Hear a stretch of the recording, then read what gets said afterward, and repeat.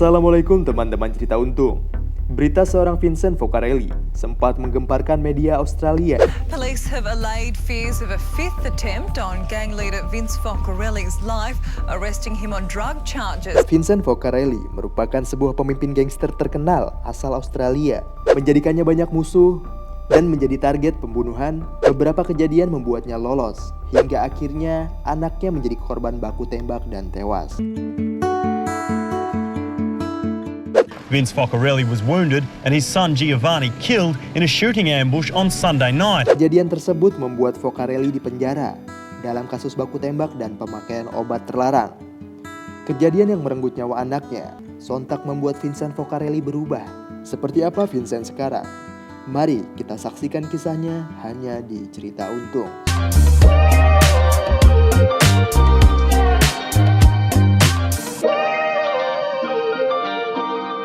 Assalamualaikum warahmatullahi wabarakatuh. Semua teman-teman Cerita Untung, Masya Allah, Alhamdulillah nih, hari ini saya sedang ada di Kuala Lumpur, tepatnya di studionya Karangcraft. Ini Masya Allah luar biasa facility yang di sini. Dan Alhamdulillah banget, kadarullah ya, semua hal terjadi secara tiba-tiba dan spontan. Masya Allah, hari ini kita juga ketemu dengan seseorang yang sempat viral di sosial media di Indonesia beberapa tahun yang lalu. Dan Masya Allah, hari ini saya ke tempat ini dan ternyata ketemu dengan yang viral di Indonesia sebagai Vin Diesel Muslim from Italy. Wah, Masya Allah. Assalamualaikum, Vin. Waalaikumsalam warahmatullahi wabarakatuh. Jazakallah khair for inviting me. I don't know about the Vin Diesel, he has more money than me. Mashallah, How much bigger? Yeah, I thought you were just doing the Mualaf and learn nothing about Islam, but I just saw you at on the aula that you shared so many, mashallah, inspiring story of everything. But at first, me in Indonesia know only short thing about you. How is your life? Police have allayed fears of a fifth attempt on gang leader Vince Focarelli's life, arresting him on drug charges. Chaotic, dark, fast, sinful, on the highest level of sins. Dangerous. I've been shot 5 different times from point blank range. Point blank range? Yeah, I have a bullet that was lodged here in my brain. A bullet hit my arm in here. At the back of my neck, it almost severed my nerve where I'll be paralysed for the rest of my life. I don't know if I can show the viewers my leg, but You want one in your leg? yeah, I have one in my leg. One hit the 2 ribs, came out. It could have gone into my heart. Brother, when I say point blank range, I mean, you know, from this distance. Yeah. Now, Allah obviously, people say I have 9 lives. Last time I checked, I don't go meow. Not a cat, right? So I think that Allah SWT had other plans for me. Yeah. But going back in that life, wherever I thought there was happiness, wherever I made the money, all the rest of it, as much as there was a level of minor contentment, because that was my life, that's what I wanted to do. I wanted to make money, I wanted to buy buildings, I wanted to have the biggest gang, you know, all that sort of stuff. There was always something empty. I had money, I had cars, I had bikes, Harleys, there was nothing I needed. I would walk into a nightclub, I wouldn't wait in line. There was respect there for, and I want to sound humble because there's nothing to brag about that life. But if we're going to talk haq, I want to be truthful, you know. So, you know, there was respect for me, not making me wait in the line of the nightclubs. So I had everything glamour, like the movies, you know. It was in Australia? In Australia, South Australia, Adelaide, yes. But in saying that, with all that, with a little bit of power, Luxuries and everything. luxuries, all the rest of it, you know, the respect from certain, you know, underworld individuals and things like that, not waiting at nightclubs, restaurants, everybody knew you. It was, you know, you thought that, you know, not to sound bragging, but everything you were looking for in that life was coming to me. I was getting, I had it. But there was always, I mean, I should have been happy. You know, I made over $1 million, 1.23, $1.4 million at that time. I had cars, fast cars, the latest car. Did you? Yeah, the latest cars I bought and stuff like that. I didn't go to Lamborghini or Ferraris. I didn't want to showboat, you know, but I had everything. You know, I didn't need anything. I did 11 and a half years of my life in prison. You should be happy at the moment. Yeah, this is what I mean. I've done 11 and a half years of my life before that in prison. No, sorry. not before that. I did a big whack before that. Then after that, I did some years. But in between that, I had everything. I didn't need much, but there was always some emptiness.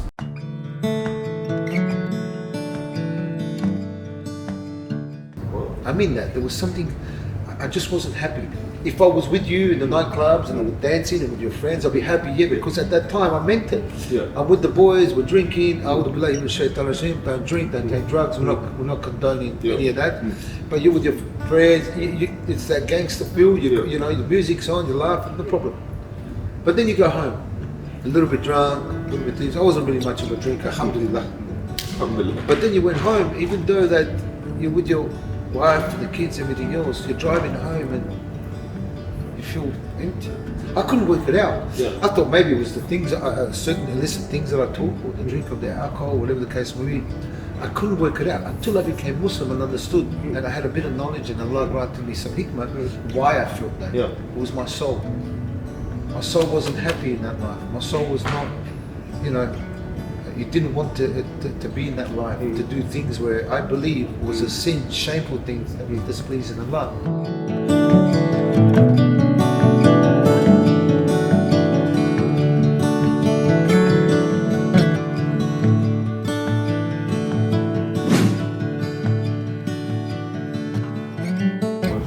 So alhamdulillah that Allah chose me for Islam, and so back then, as much as I know I had everything, I might have not been the most richest guy in the world, I might have not been Donald Trump or the biggest gangster boss that had everything, but at that point in my life, for what I had, I didn't need anything, you know, I still wasn't happy. Still wasn't happy. Yeah, I couldn't work it out. It was a bit confusing for me, to be honest with you, because I had everything. So anything in the world you had, because clothes, special clothes, good glasses, Versace glasses if you need them. I had money to buy that, brand new phones. I had gold chains and things. I had my Harley Davidson. I modified it, spent over thousands of dollars to make it even look more bling bling. Cars, you know, I had the respect of the city, of the bosses, of the certain organizations of my clubs when I came. Like I said, we wouldn't be lining up. Vince, come in. So we had that. It's like the movies. So why wouldn't I be happy? I thought only on the movie, but this is the real lifestyle. Real life. Wow. But there's a dark side to this too. Yeah. As much as it sounds good and bling bling, we're not trying to condone it. I had boys around me, you know, guns trying to protect me. I was doing the same thing when I got into that life. It was my boss. He was Lebanese. It was my boss. I saw him as my boss, but he was also the best man at my wedding. We had a great relationship. So you know, I always carried a gun to protect him.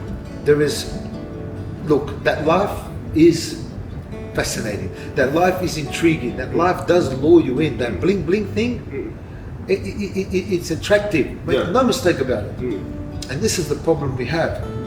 That and then the money. I want to be very honest. I was never big on the money. I didn't care. To be honest, I wasn't really. I made $1 million. I'm gonna make another $1 million. Hungry.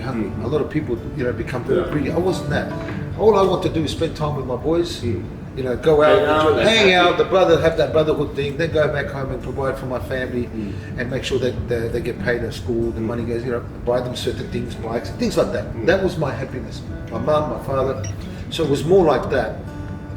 But there's a dark side of that, my brother. You know, as much as the bling bling, pay for the ticket flight to some other state. We had, Allah forgive me, you know, us men, we like to see women perform certain dances and rituals. It was very, very, very satanic. I have to be honest. It was very satanic. I know that now. We have to understand and keep in mind, and I'll finish on this and we'll go to the next question. We have to keep in mind and let the viewers know, my beautiful brothers and sisters, Assalamualaikum. I love you all for the sake of Allah. Pay attention, please. As much as it's a bling bling, if you do something to displease Allah, that means that now you can bring me a scholar, a ulama, a sheikh, and if they disagree with me, I will not take the advice. I know that I'm right. If we do something that is against Allah and pleases shaitan, that's a form of worship to Iblis.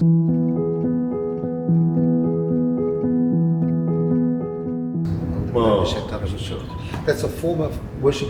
It's true, brother. If we say Bismillah, it's a form of worship, right? Yeah. Subhanallah, Alhamdulillah, Allahu Akbar, La ilaha illallah, Muhammad Rasulullah sallallahu to give blessings on Friday. If and Allah runs barakah on us, there are certain du'as we do. If we eat our food, are we allowed to eat it without saying Bismillah? No. So we have to say Bismillah. Everything that we do, rituals that pleases Allah, is a form of worship Allah. When you take that away and you start selling drugs, it's haram. That's a worship to do. Oh. When those drugs, what people don't understand, when you sell drugs, it's satanic. Yeah. Let me tell you why. When you're dealing with Satan, he wants destruction on earth, he wants the destruction of family, and one thing he wants, he doesn't want the Muslim community around the world, our brothers and sisters, to be united, strong, family orientated, and strong with the brotherhood. Because he was kicked out of heaven. Iblis. He was kicked out of heaven because he was jealous against Adam. When Allah says, I've created Adam from clay and all the rest of it, he said, now bow down to my creation. Allah subhanahu wa ta'ala didn't say bow down to worship it. Yeah. He said bow down to appreciate it. But let's not even explain why. Allah gave you a command. Bow down. All the angels bow down except Iblis. Yeah. Of arrogance and hate towards the human being. So what did Iblis say? And I want to bring up the story because we need to start from the roots of why we are where we are. So Iblis was kicked down. I'll make the long story short. He was kicked out of heaven and forsaken and said, how dare you, there's no arrogance up here. Allah subhanahu wa ta'ala said, you are forsaken, get out of heaven, and you're going to Jahannam. Iblis said and knew the power of Allah subhanahu wa ta'ala and said, Ya Allah, please forgive me, grant me a time of a point, give me some mercy, give me some respite. Yeah. What that means is, give me some time, respite on earth. So he granted that. Allah knows what's going on. I said, okay, your time is respited on earth until the day of judgment. So what did Iblis say? Now that you have forsaken me, I will attack your believers. I will attack your slaves from the front, from the back, from the rear, from the right, and from the left. The war of mankind has been waged ever since. Yeah. So he's waged war on us. So everything that we do that creates corruption, and what I mean by that is corruption and destruction. What does drugs do when somebody gets addicted? Yeah, you can steal. They steal from their parents, they kill, they rape, they murder, they do things, they take assassination hits to make 5,000, 6,000 when you're addicted. That's just that. Then they become prostitution with a man or women. It's a domino effect. Yeah. So when you're selling drugs and making money, you think that you're doing the right thing. All those drugs that go into the community are destroying our people. Not only our brothers and sisters in Islam, we're talking about the community. And I'll tell you why we speak about the community. Our beloved Prophet Muhammad, peace and blessing upon him, was sent from the mercy of Allah for the benefit of mankind, to all mankind, right? So when we say it destroys the community, it does, and that's just drugs, you know what I mean? So that life, as much as it's bling bling, and it is, when you got money and you know that you can buy this and you can buy that and you can pay the rent and you can buy the house and you can drive your car and and people see, then it becomes a status and all the rest of it, you start thinking, 1, 2, 3, you become heavier and more into your life. But there is a dark side of that is satanic. Wallahi by Allah, people must understand and accept what I'm saying. When you're in that life, you are committing high levels of ceremonial, satanic worshipping.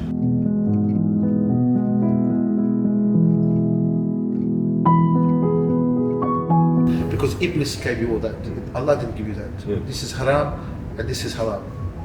So as much as it was fun and games and it was enjoyable, bling bling, look at me, Vince, Gengster, the head of the bikie, the president, the head of the organization of other street gangs, a new mafia, whatever it is. And with the Italians, we are connected to respect. Yeah. So when somebody shows you that when somebody respects you, that means you've made it. Oh, especially so when respect is a big deal for us. Oh. Big deal. When the heads, the bosses of nightclubs, the bosses of strip joints and things like that, because that's where we are. Underground casinos, underground, gambling. When all these open the doors to you and shows, hey Vince, how are you? Come in. Then you feel like you've made it because these people don't care about anyone. Yeah. So as much Was as faith already being passport or in one place? I think from 12 years old, 13, 14 years old, I played. I think I got my ticks, you know. I got my stripes, to say my stripes. So when I became 21, you know, I became bigger. When I came out of jail, it became bigger because people trusted me because I got my stripes. Every time I got in trouble, I never. Oh, so it's also. Of course. But your level is higher after you. Come on, put bro, this job. is a code of silence. You talk to the police, there's no way anyone will hire you. It happens really, like a movie. Brother, will like you exactly the same. And I'm not putting tickets on myself. I lived that life, and my enemies will tell you, even if they want to kill me, my enemies will tell you, I lived that life the way it should have been lived. I didn't put 1 foot here and 1 foot there. There was 2 feet in that life. And it came with code of silence. So, you know, whenever I got done and went to prison, I could have given up the big guys and got no sentence. Made a deal with the police, never. So when the other people started seeing that, the big guys, that's the respect, because that's what is required in there. Yeah, it's required in there. I saw things that will put people away for a very, very long time. So when I went to prison, I could have used that to my advantage. Look, this guy, that guy, but I didn't, because I lived that life, you know. I was prepared to die and go to jail for a very long time. Well, some people, they could die just because of code of silence, right? This is the number one rule. You get caught, don't Even talk. even your life is in danger, you still do the code. I didn't talk yet. I was Now, shocked. loyalty, that's that level, what? Yeah, mainly for myself as well, because I'm not that person. In underworld, I never ever gave up anyone or spoke on anyone or, you know, all that sort of stuff. So in that lifestyle, even when I was Muslim, that we are encouraged to do the right thing. I still couldn't do that, you know. And I kept my of course I did. This is important, and that life requires it. If you get killed for that. You get killed for that. You get stabbed in jail if you give up. They put you on the dog, the rat. You have to go to protection. You have to go to witness protection and all the rest of it. And all that stuff. Even when my life was in danger, they offered me witness protection. And I looked at the police. I said, "Don't you go?" You know, I was about to say something nasty to him, but he goes, "Vince, we know you're not going to say yes, but we have to do it as protocol." I stayed in my own hometown. I never allowed anyone to dictate or what do you say, push me out of my home. So I stayed there whether the danger was not. I feared Allah. I knew Allah was with me. I knew at some point that if somebody came and, you know, shot me at the back of the head, it wasn't for his talent. Allah wrote that for me. I was at peace with that. So when I became Muslim, I changed my life around. But I'm wondering, who's the one who introduced you to Islam?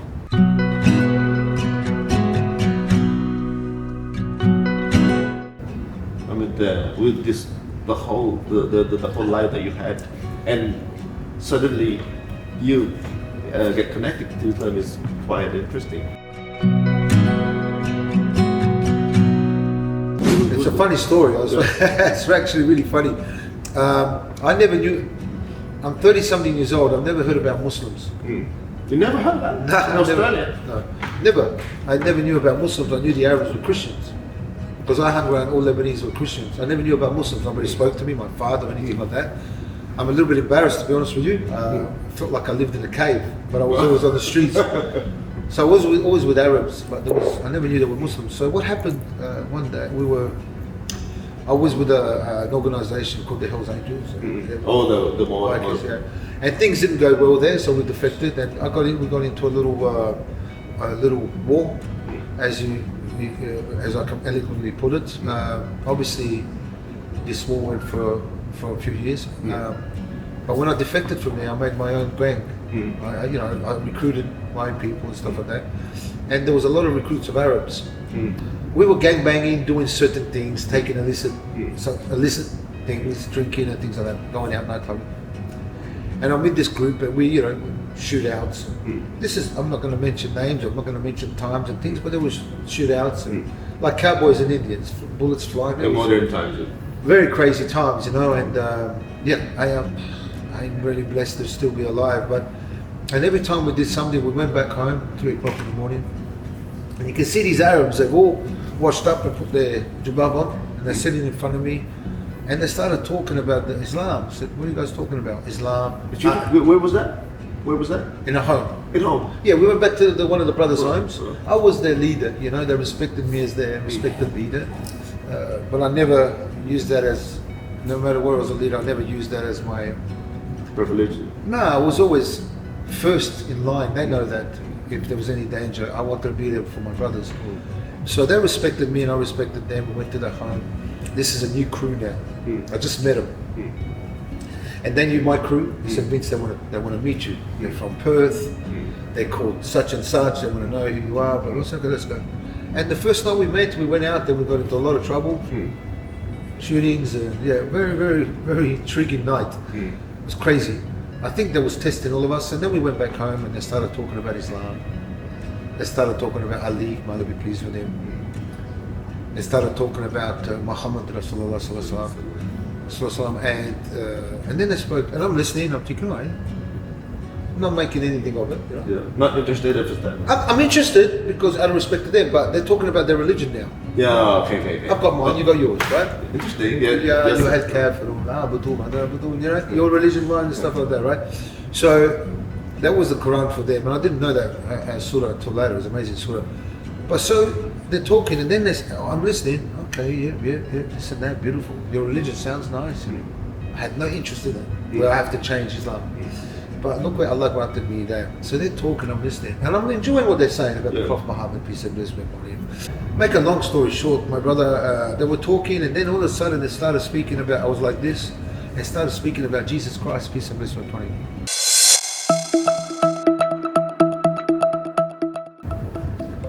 My radar went up. I said, whoa, I stopped everyone. I said, whoa, stop, wait a minute. First of all, what do you know about Jesus Christ? Oh. I'm Italian, Roman Catholic, Padre, Figlio, Spirito Santo, and I'm thinking to myself, I know about Jesus Christ. What do you guys know about Jesus Christ? This is my Lord, my God, my King, my Prophet, Messenger. What are you talking? Because no, Vince, what are you talking about? We love him, huh? We love Jesus Christ, and they told me about the Virgin Mary, the birth. I said, Mary? Whoa, what do you know about Mother Mary? I started getting defensive, right? Brother, we love her, we honorate her, we hold her in high status. And I was like a little kid watching my favorite cartoon movie. I couldn't disconnect. I said, wow, tell me more. And the more they spoke about Jesus Christ, peace and blessing be upon him, the more they spoke about our beloved, beautiful Mother Mary. Peace and blessing upon him, sorry. Of course she's in Jannah, she was guaranteed Jannah, forgive me.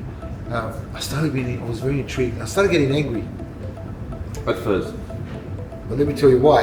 Why? I started getting frustrated and angry. What? Because my mum lied to me, my father lied to me, About? the church lied to me, my grandmother, grandfather, everyone lied to me about the Christian faith. It's in the Quran, it's in the Bible. Allah says, don't worship, I'm not your Lord. Don't worship me, I'm not your Lord. Allah said, Jesus Christ said, do not worship me, I am not your Lord. This is in the Bible from the tongue of Jesus Christ, peace and blessing upon him. We worship him. Then they made us believe that God, Satan, Iblis, carried Jesus Christ for 40 nights through the desert. Now, this is the one that really upset me.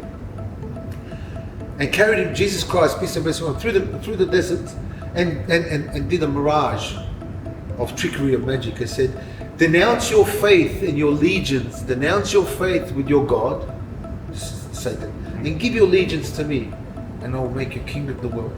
Castles, gold, everything. I scratched my head. How do you carry God in your arms? How do you bribe God when he's got the universe in his hand?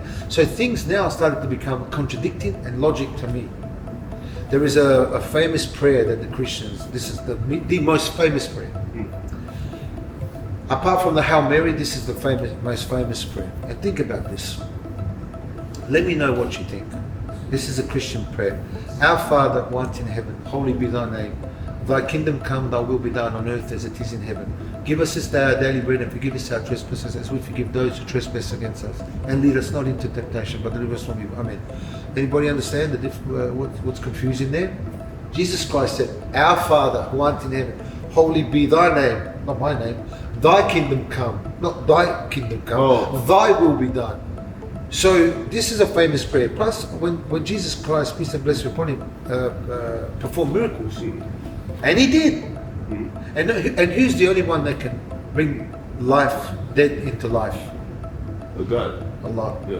Who can cure you or heal you? It's Yeah. God. Okay. Who can bring back your eyesight? God. Good. So now, by default, the defense of the Christians, he's God. Except there's a technicality that they overlooked. I didn't. I realized then and then there's whoa. Jesus Christ said, in the name of my Father, and with his will, I heal you from leprosy. In the name of my Father, with your will, and with his will, I bring you back to life. In the name of my Father, and with his will, I bring your eyesight back. I cure leprosy. So, Bismillah, with the name of him. MashaAllah, you see what I'm saying to you? Now things started making sense for me. I said, wow, I started getting angry. I wanted to throw chairs. I couldn't because it wasn't my house. So I stayed calm. But I really was upset. And I thought to myself, why would they fight to us? I mean, in all logic. But when you're a Christian in the Catholic Church, and I mean this, it's not about faith. As much as they have that strong belief in Mary and that, but it's not really about faith. And the Christians, if they get offended, forgive me for the sake of Allah. I'm not here to disrespect anyone. I'm here to talk the haqq. As Allah on the day of judgment will question me. And that's what I'm concerned about. But think about this. The Christians, and my mum said it, because she converted to Islam, it's all about tradition and culture for them. It's all about the system. They have to follow the system, right? Because if you read the Bible, Jesus Christ prayed on his head. Who prays on their head? Muslims. Jesus Christ said, don't eat pork. What religion says not to eat pork? Islam. Jesus Christ said, don't worship me, I'm not your Lord. Worship only one God. Which religion teaches that? And the list is endless. He also said that he's circumcised. All those things. But Jesus Christ relayed the same message as Adam, Noah, Abraham, Ishmael, Isaac, Jacob, Moses, The same message. and many other prophets, and Moses and Muhammad Rasulullah. So all the prophets were the same message, right? Including Jesus Christ. But Jesus Christ was born to the lost sheep of Israel. Our beloved Prophet Muhammad, peace and blessing be upon him, was born to the mercy of mankind, so we could be saved. And in the Bible, what Jesus Christ said, there will be another prophet after me. His name is Muhammad, right? Muhammad. I don't know the Arabic, I'm not a scholar, but he says follow him, because the words he speaks are not his words, because he was illiterate. They're all words from God. He even said the prophet's coming, and he's the seal of the prophet. There's no more after him. And all the all the evidence and all the miracles and things that were said even relate to Muhammad Rasulullah. On the third night, I was about to leave the home, so we went out. We started night clubbing. Some shootings happened. This is fair dinkum, real stuff. Fights, all the rest of it. On the third night. So the first night, second night, still talking, listening, boom, but everything Islam, Ali, they call him Ali the Magnificent, Ali, Allah be pleased with him, all these things. They spoke about Mother Mary, and I'm thinking to myself, So when they said to me, we love them, we love Jesus Christ, we follow him, we just don't think he's God. And then Mother Mary, we love her, they started talking about the story. Now these attracted to me because I was Christian. That you talk about the Prophet Muhammad, I'll listen out of respect, but I don't know him. I didn't know him. Peace and blessing upon him. But now you talk about Jesus Christ and Mary, so I got that in. And the third night, I got up, said, okay boys, I have to go. With all the group of boys, now listen. And I closed the door. They opened the door and said, no wait, how do I become a Muslim? Everybody excited.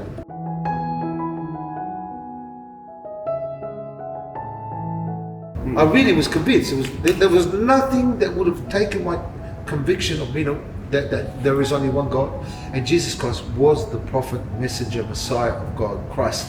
No problem at all. I was convinced, and I believed in Muhammad Rasulullah because Jesus Christ, peace and blessing upon him, prophesied, right? So everything made sense. Allah granted me hidayah at that point. Whether I was intoxicated or not intoxicated, Allah granted me hidayah. I felt it. I closed the door, and I said, how do I become a Muslim?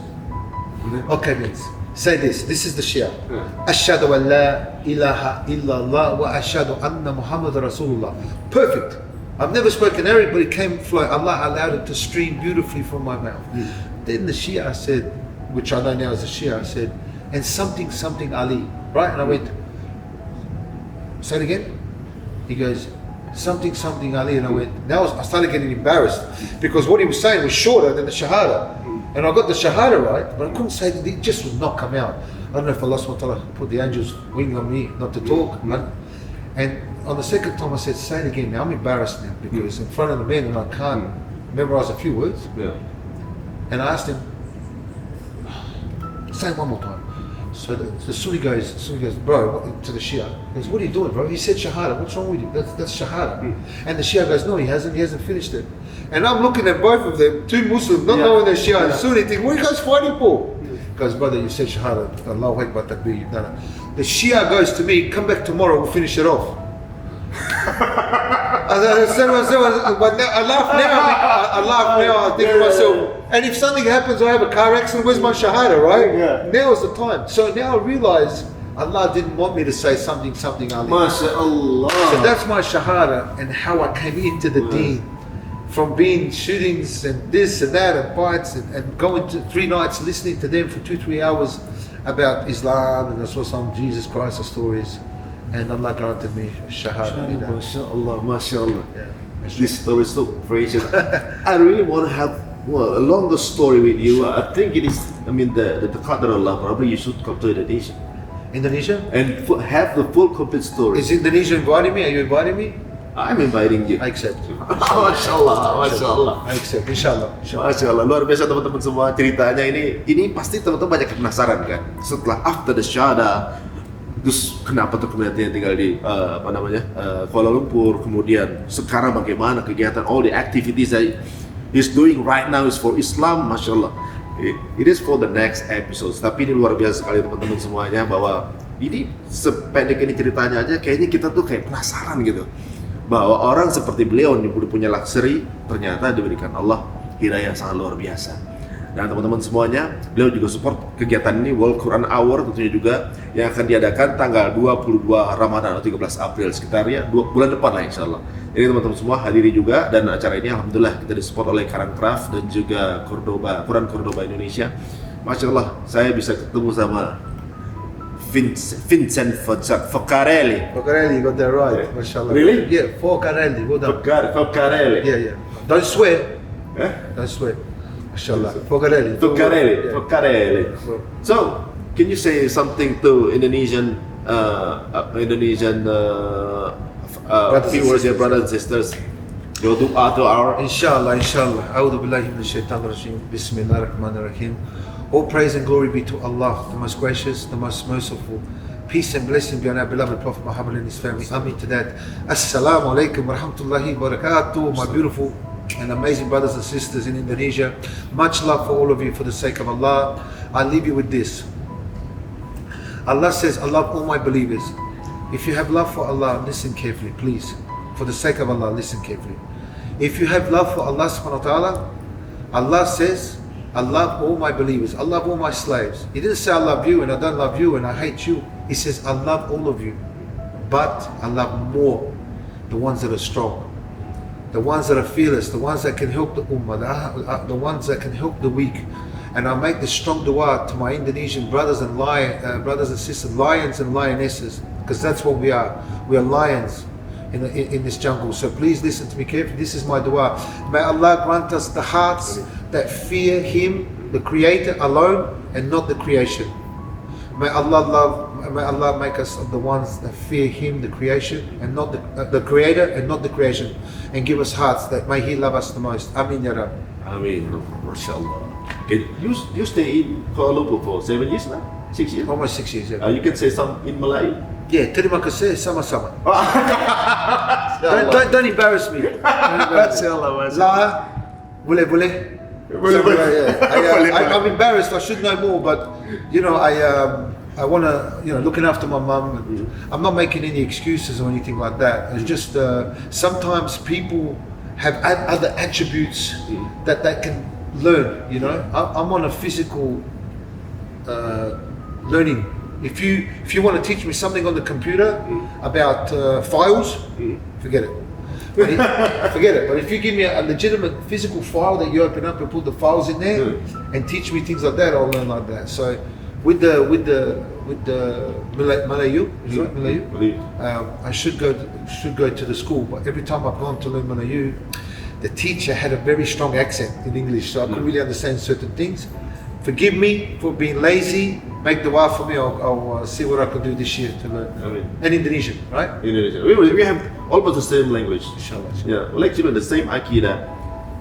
You and I, Indonesia, Malaysia, it was like no boundaries. It was like brother and sister and everywhere. I don't feel like I'm a stranger here because we just met people from Malaysia and then we like brothers and sisters. And first time I met you right now, mashallah, you can share with me. I mean, that's one beautiful thing I want to say. First of all, going back to the Malaysian, learning Malay, I just want to put something else. So, you guys speak English here, so you made it very hard to go learn Malay when you speak in English. So I thought it's cool. I don't have to learn. You know, everyone understands each other. But having said that, I want to say this because I don't know if I ever get a chance to say thank you to the Malaysian government, to the Malaysian community especially, and Indonesian.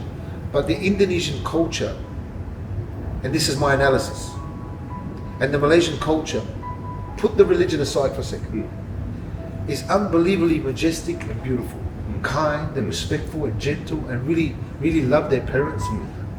This, not everyone is like that, but generally they bow and kiss your hand.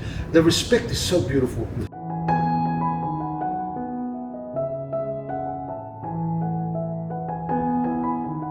When you add the deen with that culture, it's on another level. And Indonesia and Malaysia have shown me that you are really beautiful people. I really mean that. And I'm very happy to be in this country. This is my home. Whether I get back into Australia or not, this is my home. And I'm with you guys all the way, inshallah. mashallah, yeah.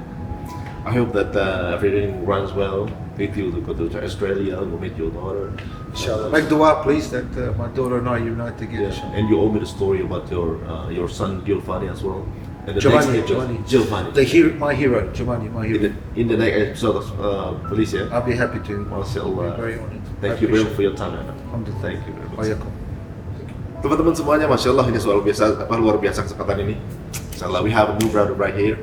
Dan insya Allah kita akan undang juga beliau ke Indonesia. Dan ternyata sekarang ini kita udah melihat bagaimana rasanya dalam satu akidah, bagaimana ramahnya, indahnya persaudaraan ini. Semoga kita jaga terus dan mudah-mudahan ini akan menjadi satu inspirasi buat teman-teman semuanya. Kalau dirasa ini menginspirasi, silakan di-download, kemudian dipotong-potong, di-share lagi, ya. Share sebanyak-banyaknya karena ini hidayah, insya Allah. Sampai ketemu lagi di episode berikutnya. Assalamualaikum warahmatullahi wabarakatuh.